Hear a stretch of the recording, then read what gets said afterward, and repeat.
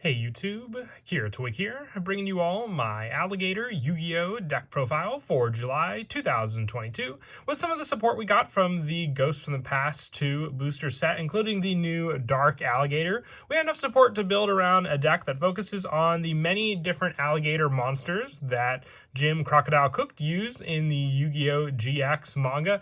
I know he used the Fossil Warriors in the anime, but in the manga he did focus on a bunch of different alligator monsters, which seems a little more fitting for his character since he always carried around that giant alligator on his back. But like I said, this deck focuses on just getting out all the many different alligator monsters, utilizing the new boss monster of the deck, Dark Alligator, to continue your search power and give you the many different alligator tokens onto the field to use for many of your other different plays that you want in the extra deck, and just for summoning out more of your different bigger alligator monsters. So let's go ahead and get started with the deck profile. So starting off with the boss monster of the main deck, we're running 3 Dark Alligator. You can tribute summon this card by tributing 1 reptile monster. When this card is tribute summoned, you can special summon 1 alligator tokens to the field with 2,000 attack and 0 defense, up to the number of reptile monsters tributed for this card's tribute summon. If this card's tribute summon is destroyed by battle or destroyed by opponent's card effect while in the owner's monster zone, you can add 1 reptile monster from your deck to your hand except for Dark Alligator. So there's a good number of other reptile monsters that we run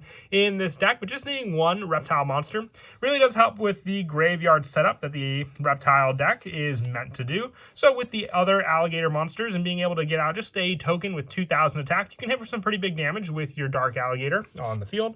With some of the other backup alligator monsters being 3 Lion Alligator. We've had this card and Spawn Alligator for a good while now, I believe since the Legendary Collection GX set.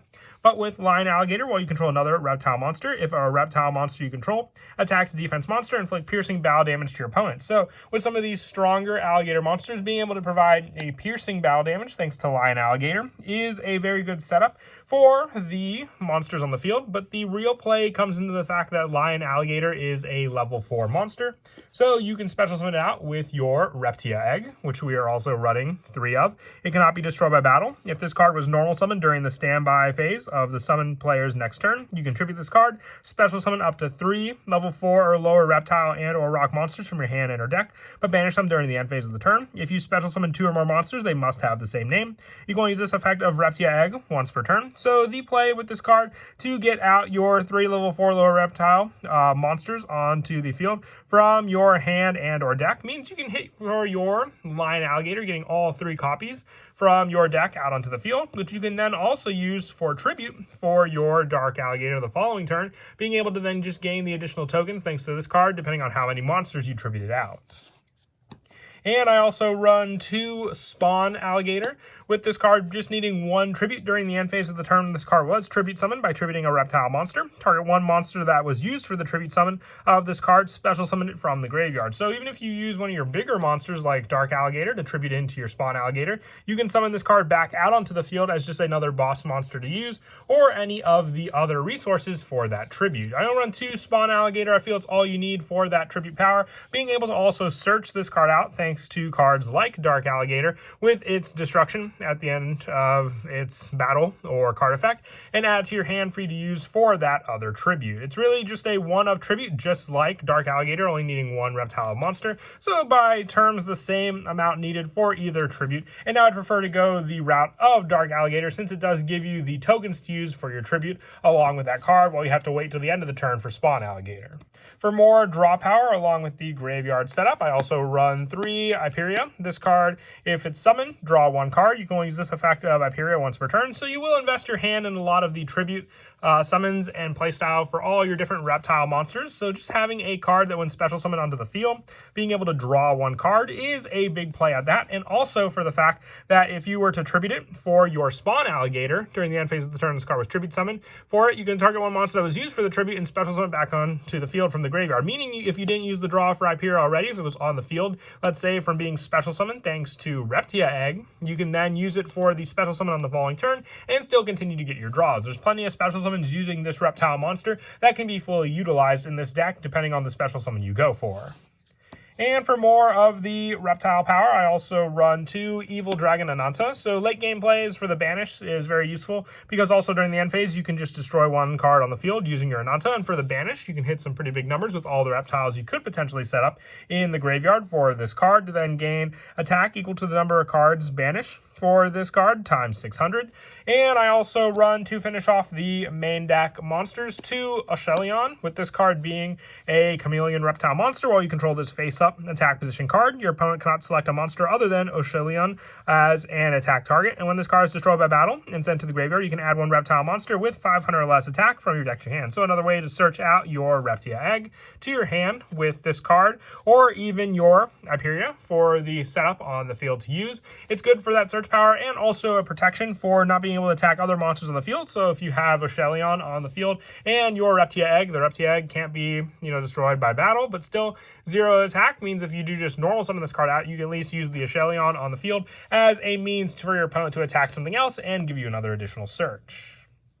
And that is it for the main deck monsters. Moving on now to the spells. I run 3 Viper's Rebirth. If all monsters in your graveyard are a reptile, target 1 non-tuner in your graveyard, special summon it, but destroy it during the end phase of the turn. It doesn't negate the monster's effect, so meaning you can summon out cards like your Hyperia onto the field, gaining the draw for this card, along with having a monster on the field that you can use to tribute summon out 1 of your bigger reptile monsters thanks to it.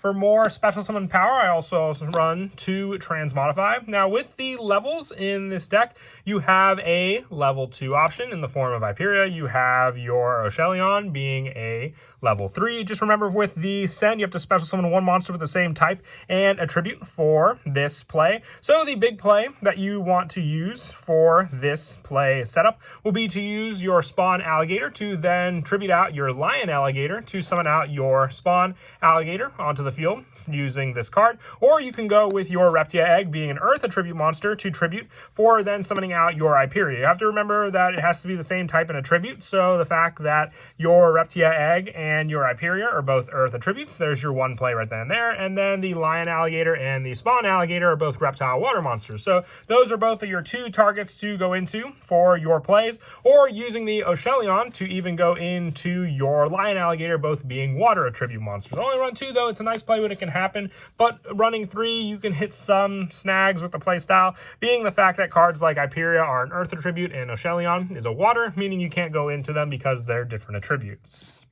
And I also run 2 Solidarity with this card. If you have only 1 original type of a monster in your graveyard, face up monsters you control with the same type, gain 800 attack. So the only weakness of this card in the deck would be if you were to go into any of the other extra deck monsters I run. You run the King of the Pharaoh Imps, which is one of your best ones to go for search power, but still the 800 boost can definitely help some of your other monsters like your Dark Alligator hitting 3,300 attack to swing over a good number of cards, and with cards like Lion Alligator giving those cards piercing damage even more to use against your opponent. If you didn't want to run Solidarity, you can always run cards like Snake Rain, which can set up different reptile monsters in your graveyard that much more quickly for you to special summon back onto the field with cards like Viper's Rebirth, but it's player preference at that point as well. For some other spots you could replace with Snake Rain, you can also run, I do run the 1 Pot of Desires, the 1 Barrel from a different dimension to get back some of your banished cards with Ananta back into the graveyard, but these 2 could also be taken out for a Snake Rain potential. Also 1 for 1, this is for special summoning out your Reptia Egg onto the field much more quickly to then use for the tribute. Foolish Burial for setting up Hyperia in the graveyard, and also 1 Call by the Grave for shutting down your opponent's graveyard plays. I didn't run Ash Blossom in the deck because it also just coincides and conflicts with the Solidarity play, setting up a non-reptile monster in your graveyard for the power boost. But I do also run the 1 Monster Reborn and 1 equip spell Molting Escape for more of a protection option with your reptile monsters on the field. And then for the traps, I run 3 damage equals reptile.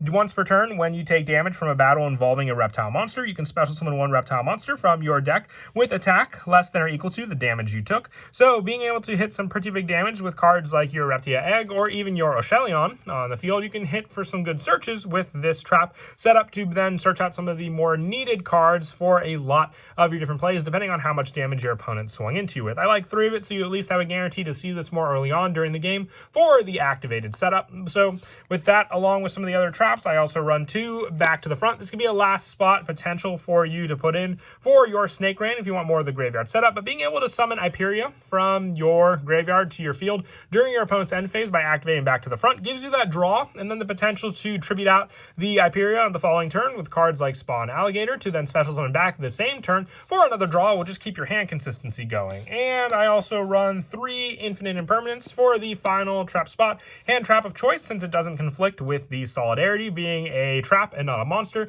that you end up sending to the graveyard for hand trap purposes. And then for the extra deck, I run 2 King of the Feral Imps. Now, with the only level 4 monster we run being your Lion Alligator, but you can special summon multiple copies of this card thanks to your Reptile Egg, being able to overlay the 2 of them into your King of the Feral Imps, and then going for the Dark Alligator search, you can then just search and tribute the King of the Feral Imps on the field for that Dark Alligator. For more of the generic plays, I also run 1 Salamangreat Almirage for the Reptile Egg link option when normal summon, 1 Link Karibo, or even 1 Relinquished Anima, 1 Clara and Rushka, 1 Area of the Water Charmer, and 1 Starboy for some of the water plays we can go into, 1 Pentestag for more piercing options if you don't have Lion Alligator, 1 Security Dragon, 1 Cross Sheep, 1 Underclock Taker, along with 1 Nightmare Phoenix, 1 Nightmare Cerberus, and the 1 Boral Sword Dragon. Like I said, the extra deck's pretty generic and only really go into the non-Xyz monsters if you don't have the Solidarity for the added boost on the field for your other reptile monsters. And then for some of the go-to plays, revolving on what you want to go with, you can have the 1-for-1 play to then send a monster from your hand to the graveyard to set up the Reptile Egg on the field, which you can then use for the tribute of some of your bigger numbered monsters like your Lion Alligator for that search. If you successfully tribute out the Reptile Egg during the standby phase of the next turn, tributing it to special summon 3 level 4 lower reptile monsters from your hand or deck with banish them during the end phase, you'll have your 3 Lion Alligator on the field, which you can then overlay the 2, depending if you don't have the search in your hand, into your King of the Feral Imps. Detaching for the King of the Feral Imps, to add 1 reptile monster from your deck to your hand, you can add the Dark Alligator. And to avoid the Lion Alligator being banished because of the Reptile Egg's own card effect, you contribute both of these cards to summon out the Dark Alligator onto the field, giving you the 2 tokens with 2,000 attack on the field to make up for the Lion Alligator's 1,900 attack. It may only have the piercing option along with this card, but at least you'll have 2 tokens that won't be banished, or ones that can even be used for a link option in the extra deck, depending on what else you may have wanted to go for against your opponent. Even being able to use the 2 token option to summon out, since the tokens that the Dark Alligator summon out into the field are Dark Attribute, you can go for more of a destruction play, or even an attack lowering play with your Underclock Taker or one of your other nightmare monsters.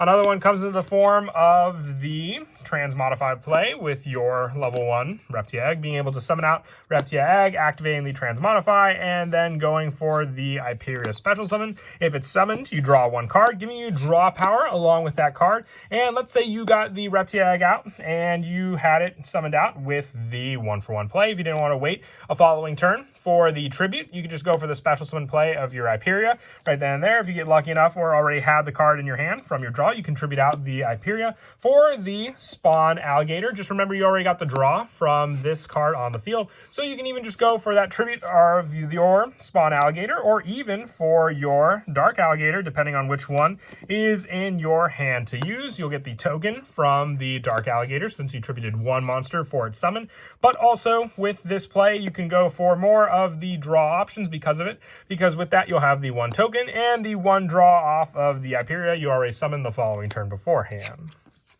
But that is it for the deck profile. I hope you all enjoyed the video. Like I said, I wanted to focus on this deck. I keep going back and looking at different decks I missed from the Ghost from the Past set, and I felt we had enough support to really make something work for the Alligator support that we had from Jim Crocodile Cook. Maybe we'll see more support in the future for this deck, but until next time, please don't forget to leave a like and subscribe, and Kira Twig out.